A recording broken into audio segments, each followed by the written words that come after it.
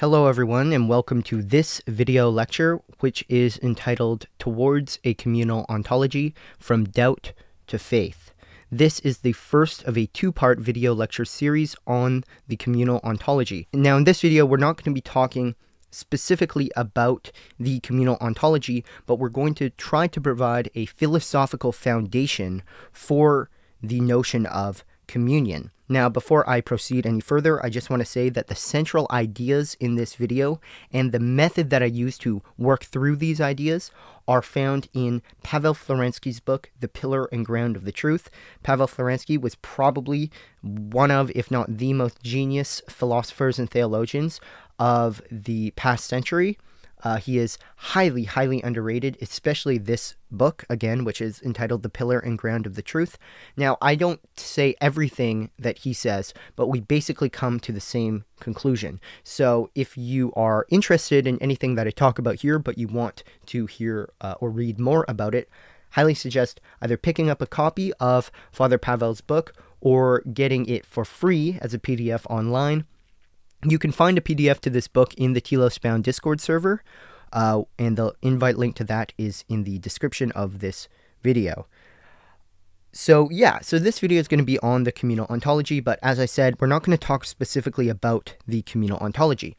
Nate and I have already put out a much shorter video than this is going to turn out to be, a much shorter video on the communal ontology, just introducing the essentials. I've also linked that in the description, so if you want to watch that either before or after this video, you can do that. So with that introduction out of the way, let's just jump right into it. And we're going to begin with philosophy.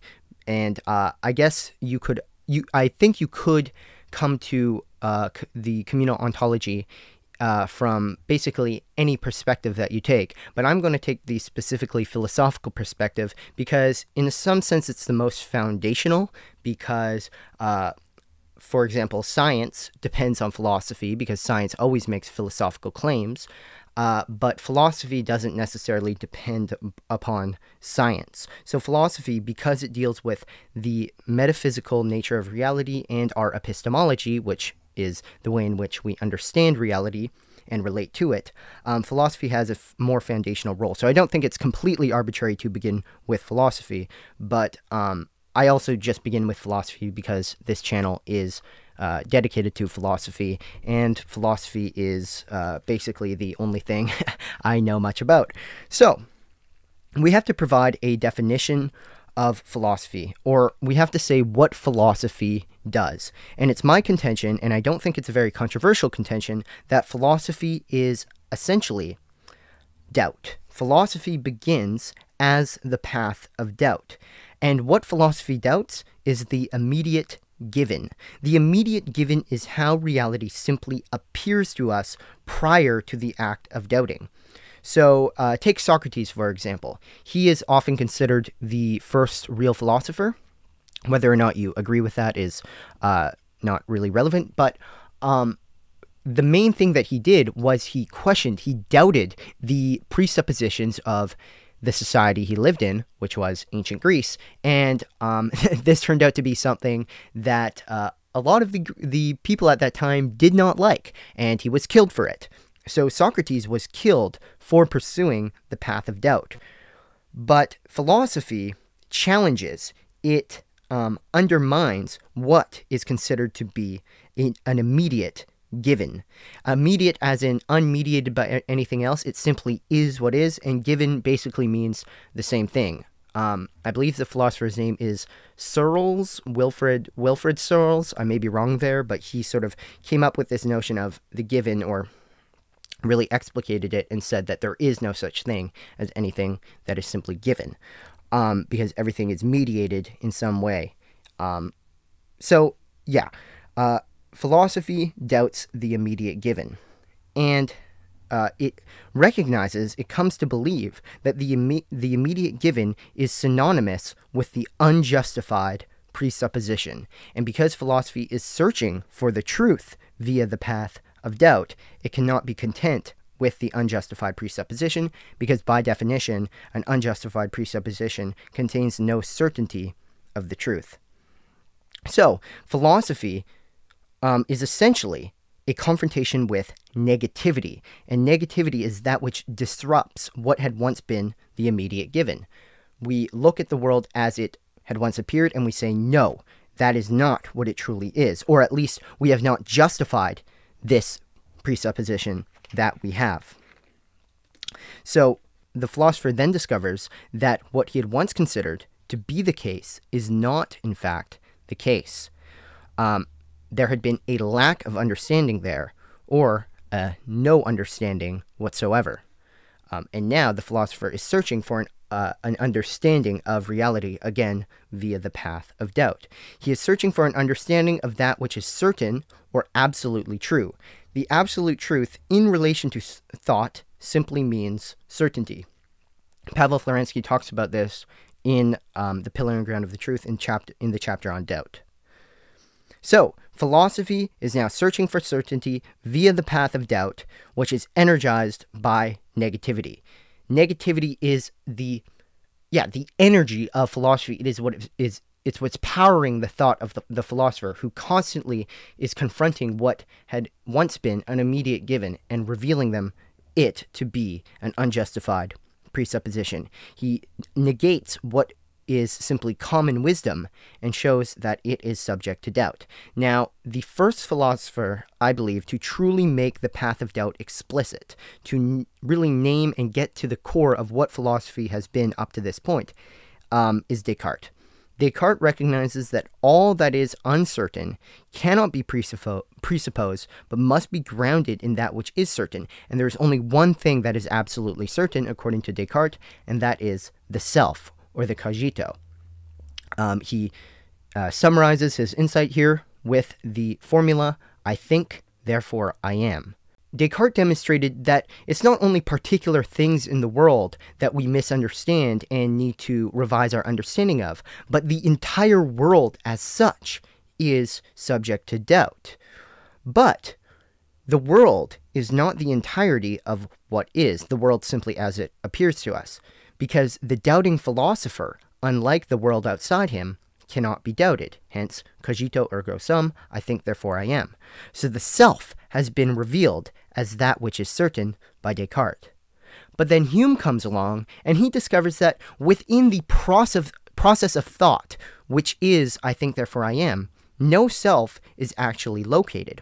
All you have discovered is a process of thinking. So while Descartes had found solace in his self-certainty, Hume reveals that there is no self-certainty here, as no self has been found. All there is that movement, the process of thought, the I think therefore I am, without any subject behind it, because again, there is no subject to be located there, just a process of thinking. The I in the I think is not simply an I. It's not a singular being, Hume discovers, but an inner world in the sense of a process of thought, a collection of mental states. Now,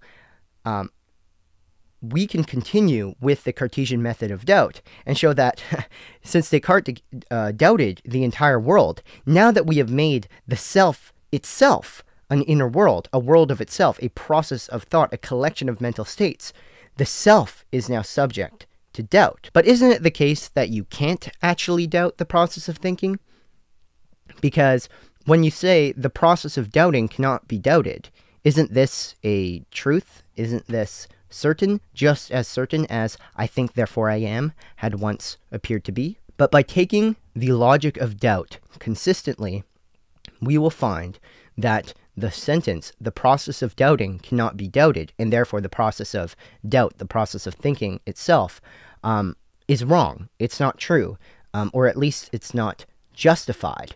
And this is because it relies upon the category of, or the phenomenon of time, and time negates what is once true and reveals that it is false. So, to make clear what we're saying, when the philosopher says the process of doubting cannot be doubted, he introduces a distance between the first half of the sentence and the second part of the sentence, wherein the second moment eliminates the certainty of the first. Because perhaps at the first moment, which we perceive from the perspective of the second moment, isn't real. but the function of a false memory at the second point. Perhaps doubt is not occurring at all, and the whole experience of even saying the sentence, "the process of doubting cannot be doubted," is itself an illusion taking place in the present moment. Now, this may seem ridiculous to common sense, and later on in the video, we'll show that it is in fact ridiculous to believe, but from the logic of doubt, if we are to remain consistent, this is a valid argument that does undermine the certainty of the process of thought, which says the process of doubting cannot be doubting, because again, it cannot be doubted rather, because from the perspective of the end of the sentence, the first part of the sentence cannot be known absolutely, because you're simply presupposing that the past did occur. But if we continue thinking along this logic of doubt, as you may run into sort of despair that maybe nothing is certain, because every time you say anything at all, you are presupposing the past from the perspective of the present.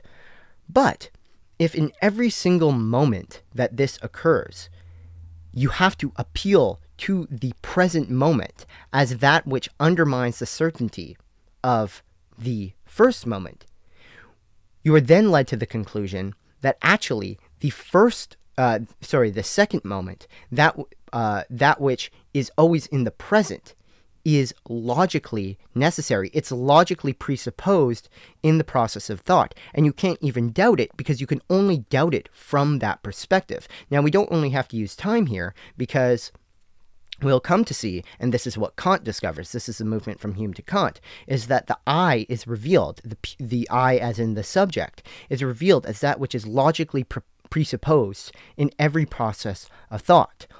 The reason why the thought process as a multiplicity extended throughout time was doubted in the first place is precisely because of the certainty of the singular position from which it is doubted, from which the past was doubted.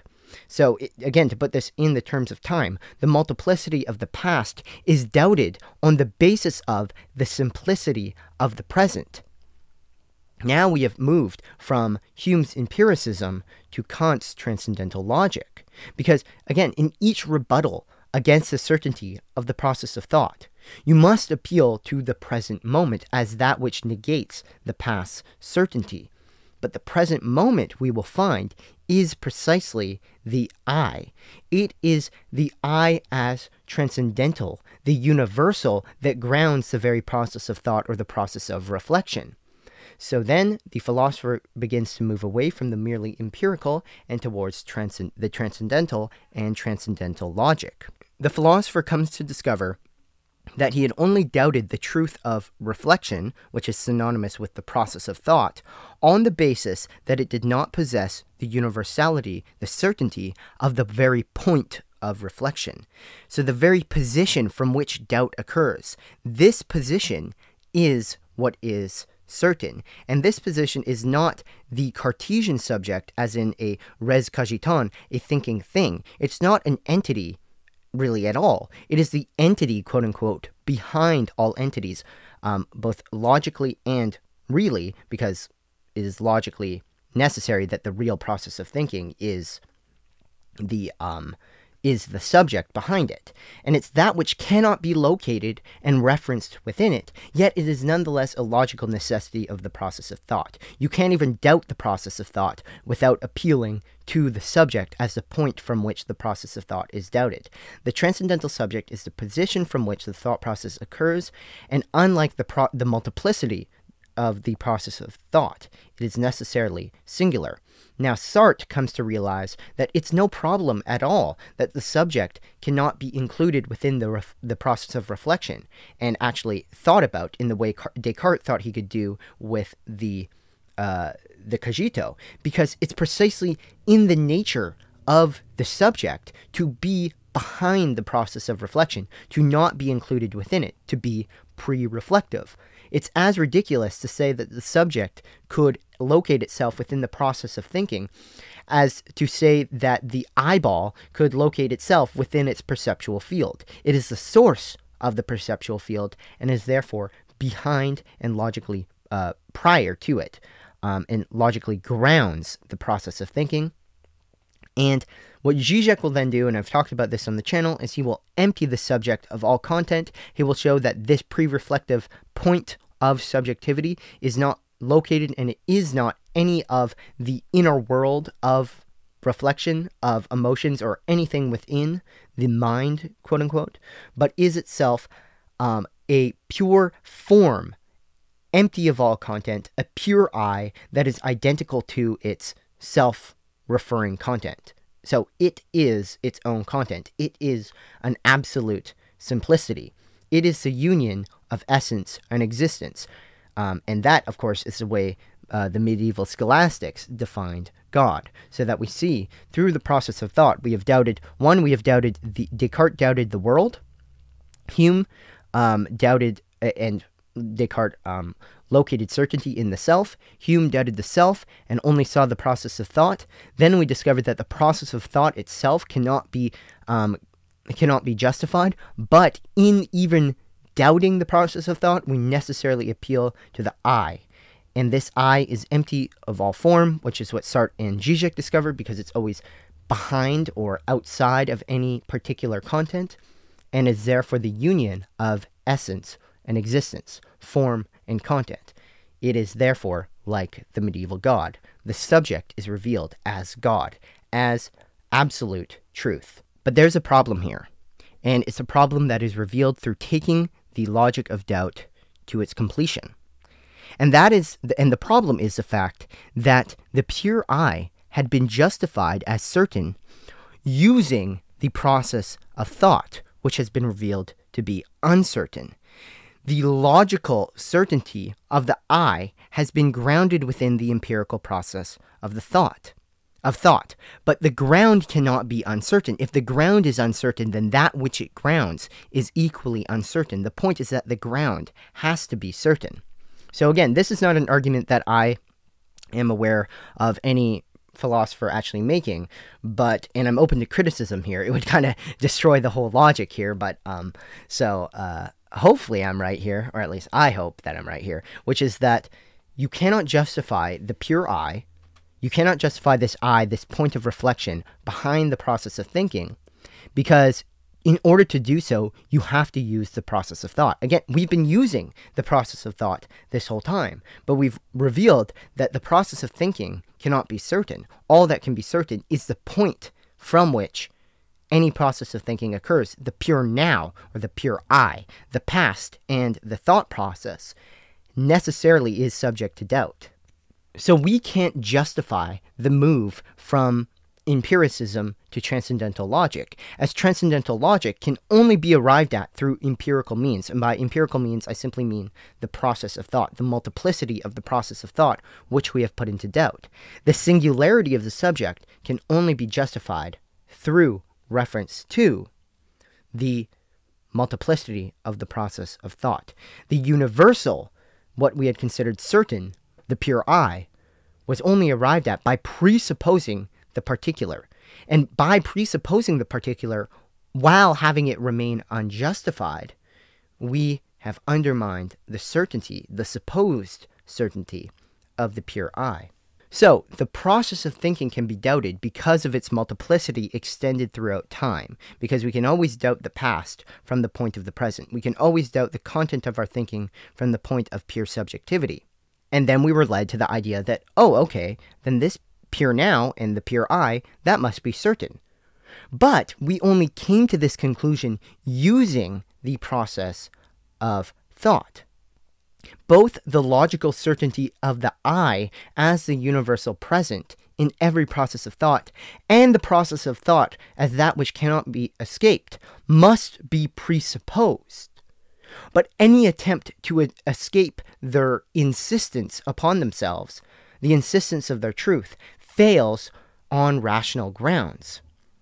The circle here continues without being closed. The philosopher is forced to affirm the process of thought as certain simply by philosophizing. Yet this very philosophizing cannot justify this claim to certainty. He is also forced to affirm the subject as a logical necessity of the process of thinking, but he can only do so by appealing to the process of thought that cannot be justified as certain. So thought itself is uncertain and cannot even account for this limitation by appealing to the universal I, because it always has to do so through the process of thought, and therefore philosophy is incomplete. Everything is uncertain, since nothing can be proven without doubt. So everything is uncertain, since nothing can be proven without doubt. But is this not itself a claim of certainty? Isn't this itself certain that everything is uncertain? But this doesn't work, because if everything is uncertain, then that very claim has to be uncertain as well. This is a classic contradiction of the sentence, I am lying right now.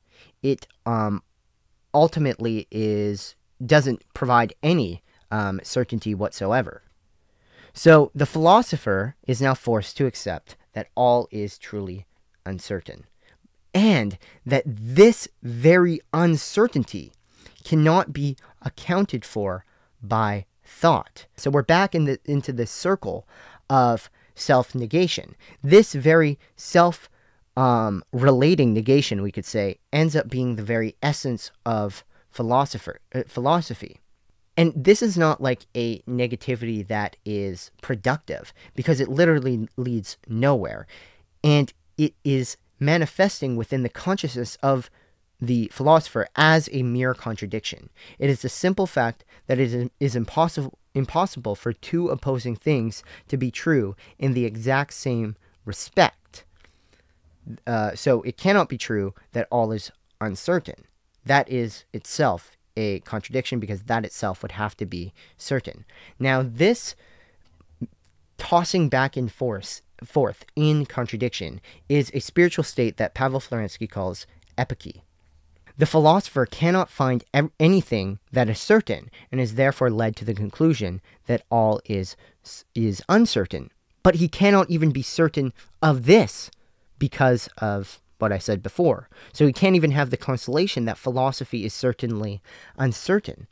And the philosopher ends up in despair. And again, this despair manifests as epoche, the violent tossing back and forth of thought locked in contradiction.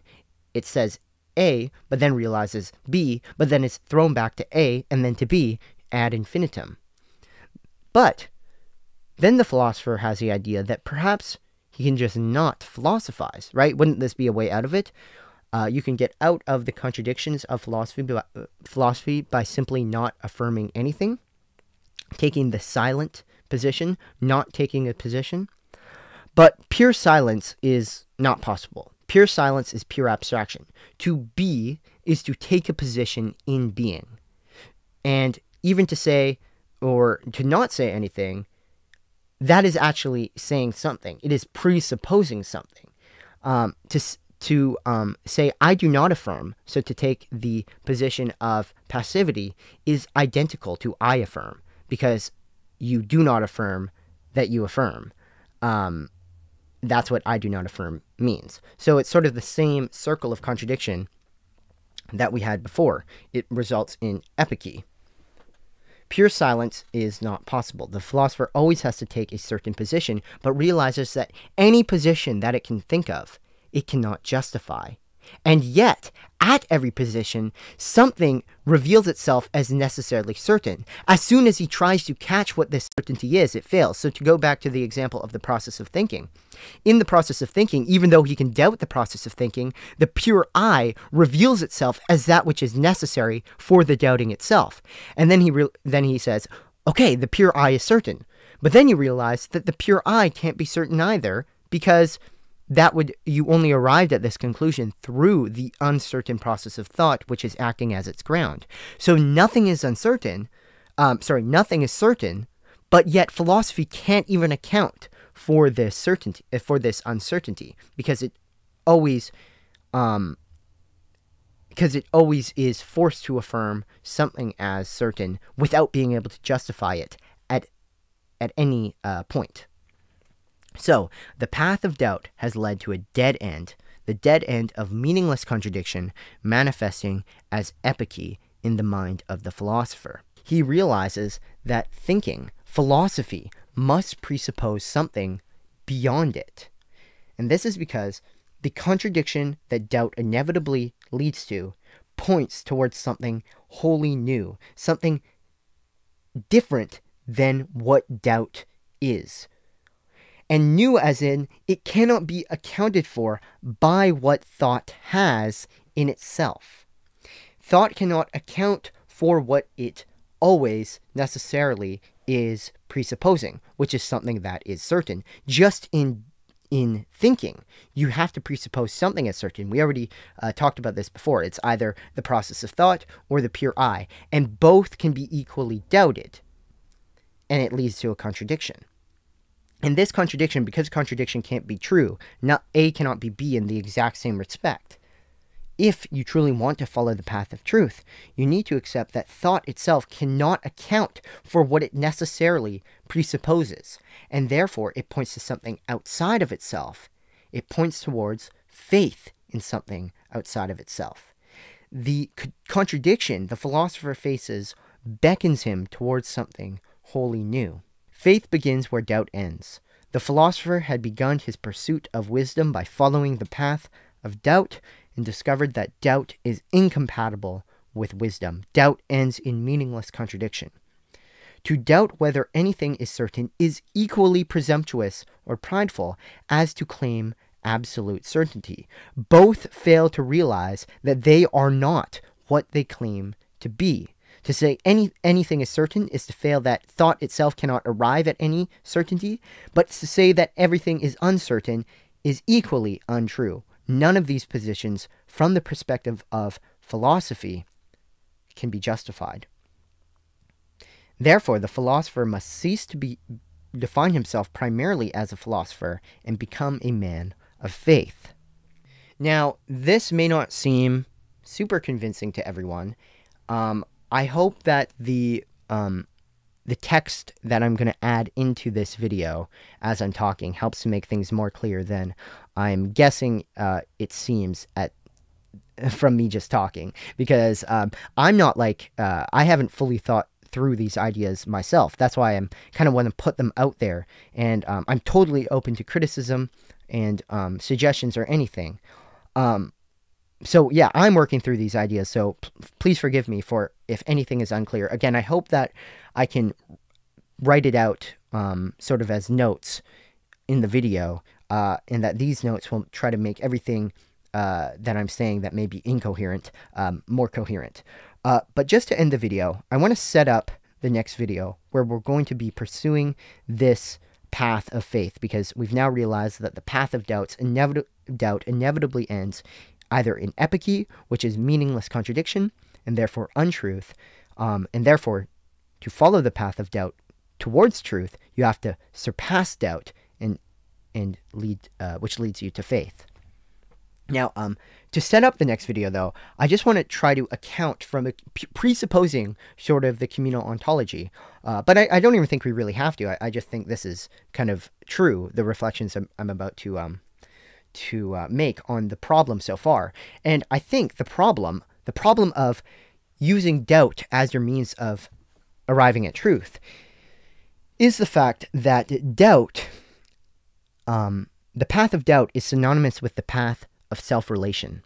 The path of doubt tries to account for everything within the self-same of thought itself, right? Anything that is uncertain is precisely that which is other, that which cannot be accounted for self-referentially. And I think it's no coincidence that the first philosopher to really make the path of doubt explicit, Descartes, tried to locate certainty within the self, because it's fundamentally a self-referential activity. It's trying to ground truth in self-reference, but from the perspective of the communal ontology, truth is not self-referential. Truth only exists in communion, in movement towards the other and the other's movement back. But the path of doubt can have no openness to genuine otherness if it's being logically consistent with its principle, precisely because all it is trying to make everything fit within thought, and for thought to account for this self-referentially. And in doing this, it always becomes imbalanced, and it leads to a failure to understand the problem of the one and the many, which the communal ontology perfectly accounts for. And that's because you either have to place faith in the multiplicity of the thought process or the singularity of the subject, right? So you have the multiplicity of the thought process that you cannot escape from, but also you can doubt that multiplicity of the thought process, so you seemingly can escape it by appealing to the singularity of the subject as the position from which you doubt. But then we know that this circle goes on and on and on. So when you try to go emphasize one point above the other, not one point, one position, either the position of multiplicity, that of the thought process, or that of the singularity of the subject, you necessarily negate it. It's necessarily a self-negation. And the reason from the communal ontology perspective is because the one and the many exist together. They're not opposed to each other. The path of doubt always wants to put things in opposition. It wants that which is certain, which is, we have revealed, is identical to the self-referential, and that which is other, that which cannot be placed within what is self-referentially constituted. Self-referential logic cannot see the mutual truth of multiplicity and singularity. But there was an aspect of truth that, just by existing, just by thinking, thought had to presuppose, right? And this is because you can never truly escape the truth, right? You can never absolutely sever yourself from the truth. This is a Christian claim. We'll defend it in the next video. But I think this claim, this Christian claim, is actually demonstrated in thought, in philosophy, because thought was always seemingly correct and incorrect at the exact same time. Both the process of thought and the subject are certain, right? Because you always need to presuppose either of them in order to do philosophy, but their very certainty, despite needing to be affirmed by thought, by whatever position it takes, cannot be self-referentially justified through thought alone. So certainty, the truth of the process of thinking and the subject, cannot be accounted for by thought alone. So in order to find the truth, you have to move beyond self-referential thinking. You need to go into faith. Now, to provide maybe some more setup for the communal ontology video, I believe that the process of thought is what in Orthodox theology we would call an energy. An energy is an activity, something a person does. And then the subject is the person. Now, the person isn't reducible to the subject, but when we're talking about thinking, the subject is the person that thinks. But thinking is not the only activity of personhood. So it's not providing a totalizing totalizing definition. Like subject isn't identical to person, the process of thought isn't identical to energy, but the process of thought is an energy, and the subject is an integral part of the person. Now, it completely makes sense that neither the energy or person, the process of thought or the subject, can be accounted for in their certainty from within thought, because these are two relational categories in Orthodox theology. A thinking being, a person, is a relational category. It only exists in relation to other persons and ultimately to God.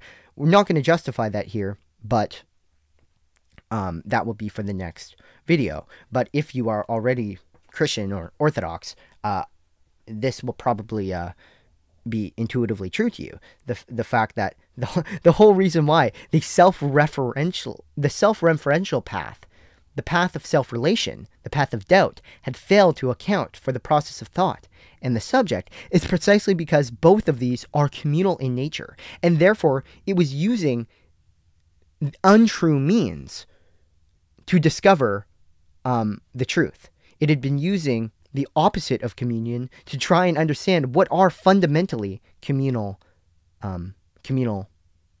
things. So again, both thought and the subject are communal in nature.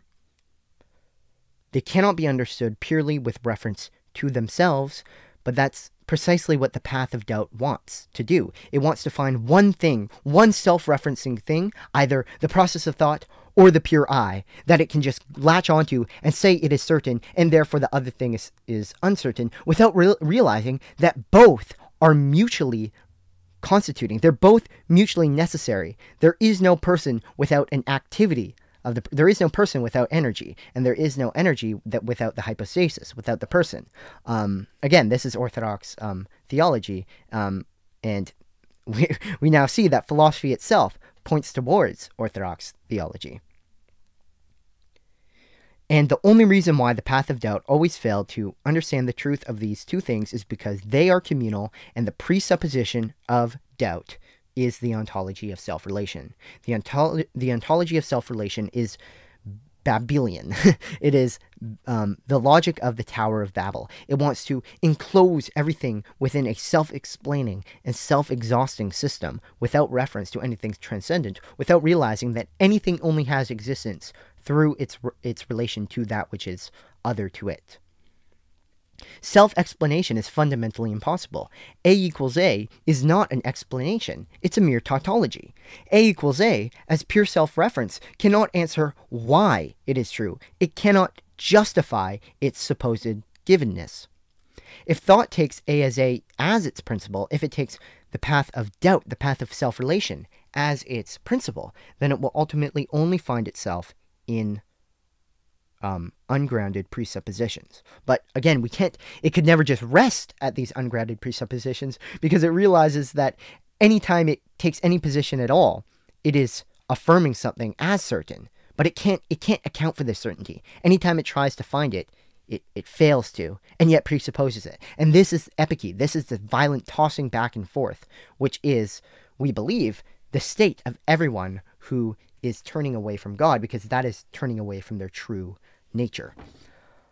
So, I think that's about all for today. I hope this video was somewhat clear. I hope the logic was at least clear. The steps that I went through to get to the ideas that I did, to arrive to the conclusion that I did. Again, you won't find the exact same thing that I talk about here in Florensky's Pillar and Ground of the Truth, but you will find something very, very similar. I took so many insights from him. These are not my unique insights. I want to say that. This is not me. This is not Trey's ideas. These are mostly Florensky's ideas, which he largely takes from his reading of the Church Fathers and the Bible. So these are fundamentally, I believe, biblical and Christian ideas, just applied to a realm that they're often not really put into dialogue with, which is philosophy.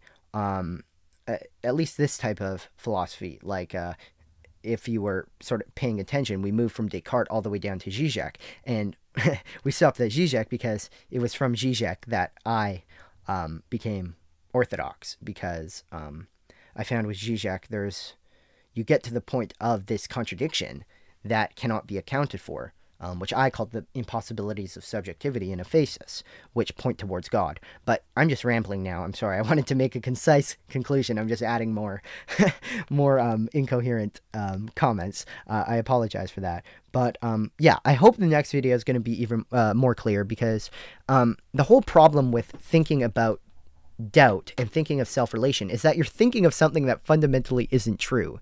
So the only way you can get anywhere is by recognizing that it isn't true, and the struggle is sort of showing how it isn't true. And I hope that I did this by showing that thought always presupposes that it is something without being able to actually explain why it is that, and therefore the philosophy can't get to truth.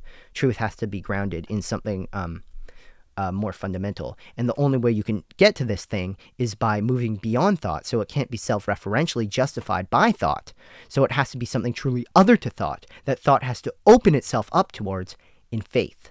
And that is how doubt leads to faith.